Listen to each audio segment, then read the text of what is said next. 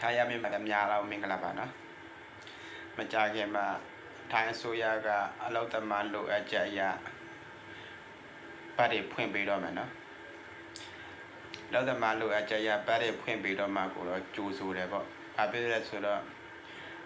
ကျွန်တော်ဆွေပြလောက်သမားတွေအထောက်ထားမရှိတဲ့လူတွေ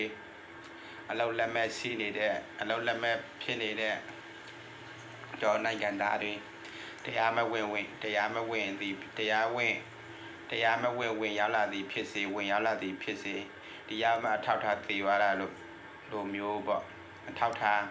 တရားမဝင်လာတဲ့လူတွေအတွက်အထောက်ထားရပါတယ်ဆိုလို့အထောက်ထားစီဖို့အတွက်ဖွင့်ပေးတယ်ဆိုလို့ရှိရင်တော့ကြိုးဆိုတယ်ပေါ့ဝန်တာတယ်ပေါ့ဒါပေမဲ့နေဆက်ကစစ်ပေးဆောင်တွေအတွက်တည်းအခုလိုမျိုးအကန့်အသတ်နဲ့အလောက်လောက်ရမယ်ထောက်တာတွေထောက်ပေးမယ်လောက်သမားလိုအကြရလောက်ပေးတယ်ဆိုလို့စင်တော့ကြိုးစိုးတယ်ဝန်တာတယ်နောက်တစ်ခုကကြိုးစိုးတယ်ဝန်တာတယ်နောက်ဆက်တွဲဝန်နေစရာကလက်ရှိထိုင်းနိုင်ငံမှာရှိနေတဲ့စာရဲစာတမ်းပြေဆုံးတဲ့လူဟောင်းတွေပေါ့ကျွန်တော်တို့မိတ်ဆွေတို့လိုလူဟောင်းတွေပေါ့အဲ့လိုလူဟောင်းတွေက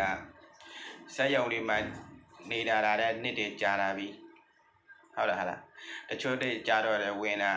နေမပြည့်တဲ့လူတွေရှိမယ်အဲ့လိုလူမျိုးတွေကိုအကြောင်းပြချက်မရှိမှန်းနဲ့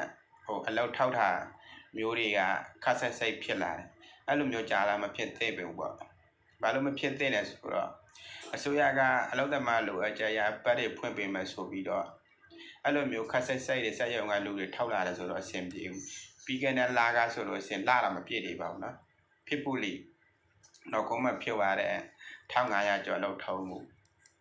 အဲ့ဒီဟာအလောက်သမားဖြစ်စင်းရေးတာမပြီးသေးဘူးဟုတ်တယ်ဟုတ်အဲ့ဒါပြီးတော့မကြသေးဘူးဒီပြီးခဲ့တဲ့တပတ်လောက်ကအုံးရိုက်မှာတကဖြစ်သွားတယ်ဆေးဆိုးပန်းရိုက်မှာလူ300ကျော်ထောက်လူ300ကျော်ထောက်ပြီးတော့ပြီးလာတယ်တော့မပြီးသေးဘူးဒီတရက်2ရက်တွေတည်းမှာတကချုံပူလီမှာထားထောက်ခံရတယ်အဲ့ဒီတော့အခုတို့အလောက်သမားတွေလိုအပ်ချက်ရှိနေတယ်လည်းပြောတယ်စက်ရုံတွေကအလောက်ရှင်တွေကအလောက်သမားတွေကိုအကြောင်းပြချက်မရှိမှန်းနဲ့ခက်ဆက်အလောက်ထောက်လာတယ်ဆိုတော့အဆင်မပြေဘူးပေါ့ဘာလို့အဆင်မပြေလဲဆိုတော့အလောက်သမားတယောက်မှမိသားစုရှိမယ်လူလွတ်ရှိမယ်အိမ်တော်ရှိမယ်လူလွတ်ရှိရင်တော့မှနောက်ပိုင်းမှာသူ့မိဘတွေဟုတ်လားညီကိုမောင်နှမတွေရှိတယ်ကျွန်တော်တို့မိတ်ဆွေတို့ကိုမိခိုပြီးရှာတောင်းနေရတဲ့မိသားစုတွေရှိတယ်ကျွန်တော်တို့ကအလောက်လက်မဲ့ရှိပါမယ်ဆိုလို့ရှိရင်အလောက်လက်မဲ့ဖြစ်သွားတဲ့ခါကြလို့ရှိရင်ကျွန်တော်တို့မိကိုစားတောင်းနေတဲ့မိသားစုတွေနဲ့စိတ်တက်ကြတယ်လို့ကျွန်တော်တို့ကိုယ်တိုင်နဲ့စိတ်ဖိစီးမှုစိတ်တက်ကြဖြစ်တာပဲ။ဘာကြလဲနောက်လာမဲ့လူတွေအတွက်လည်းဒီလိုပဲပေါ့။သူတို့ကမှဆာရက်စားတဲ့အပြည့်စုံစီးတယ်။စက်ရုံမှနေတာလည်းနှစ်လေကြာနေပြီ။အဲ့ဒါကိုအကြောင်းကြားချက်မရှိမှန်းနဲ့အလုပ်တွေထုတ်ပလိုက်ရဆိုတော့သူတို့ကလည်းနောက်ကျော်မလို့ပေါ့ငါတို့တွေဒီရရင်အထောက်ထားရတော့စက်ရုံမှာတက်လောက်မယ်တနေ့တစ်ချက်ချင်းငါတို့လည်းဒီလိုဖြစ်လာလို့ရှင်လို့ရှိရင်မြောက်တစ်ကင်လို့လည်းဖြစ်တယ်ပေါ့ဟိုလည်းမဟုတ်ဒီလည်းမဟုတ်ကြားတဲ့ကလောက်သမားတွေဒုက္ခရောက်တယ်ပေါ့ဒါပေမဲ့အစိုးရကတော့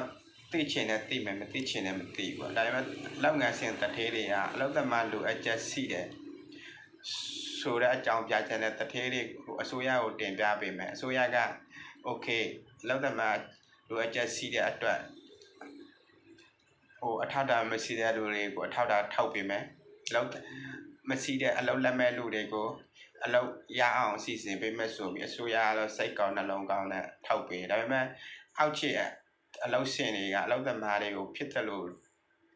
ထောက်နေတယ်လောက်သမားခံစား권တွေအပြည့်အဝမပြည့်ဘူးဆိုရင်တော့နောက်လာမဲ့လူတွေအတွက်တော့ဘယ်လိုမှအဆင်မပြေနိုင်ဘူးလေနော်။ဘာကြောင့်လဲသူတို့မှဘာသာစကားလည်းမတက်တဲ့အတွက်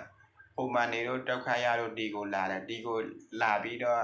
အဆင်ပြေကာစားပဲရှိသေးတယ်အခုလိုမျိုးတွေအလုပ်တွေထောက်တဲ့ထဲမှာသူတို့ပါသွားမယ်ဆိုလို့ရှိရင်သူတို့တပူရရင်နှစ်ပူရရင်သုံးပူဖြစ်ပြီးတော့စိတ်ဖိစီးမှုတွေများလာမယ်စိတ်တက်ကြယောဂတွေမဖြစ်နိုင်လို့မပြောတတ်ဘူးလေနော်အဲ့တော့အလုပ်ရှင်တွေကိုဘက်ကကျွန်တော်တို့တကယ်အလုပ်သမားလိုအပ်ချက်ရှိတယ်ဆိုလို့ရှိရင်ကျွန်တော်တို့ဆွေးပြအလုပ်သမားတွေကိုကိုချင်းစာပေးပါကျွန်တော်နောက်မှာမိသားစုတွေရှိတယ်ကျ ကျွန်တော်တို့အချိန်ပိုလေးမပေးနိုင်ရင်တော့ပုံမှန်လက်ပတ်နိုင်အောင်အလုပ်သမားတွေကိုအမြဲတမ်းခတ်အလုပ်စီစဉ်ပေးနိုင်အောင်ဟိုစူးစမ်းနေမယ်ဆိုလို့ဆိုရင်အလုပ်သမားတွေလည်းအဆင်ပြေမယ်တထေးတွေလည်းအဆင်ပြေကျွန်တော်တို့ကဒီလောက်အကားတွေပဲမိခိုနေရတာဆိုတော့အခုလိုမျိုးအလုပ်လက်မဲ့တွေဖြစ်သွားမယ်ခါကြလို့ရှိရင်တော့ထိုင်းနိုင်ငံမှာနေရတဲ့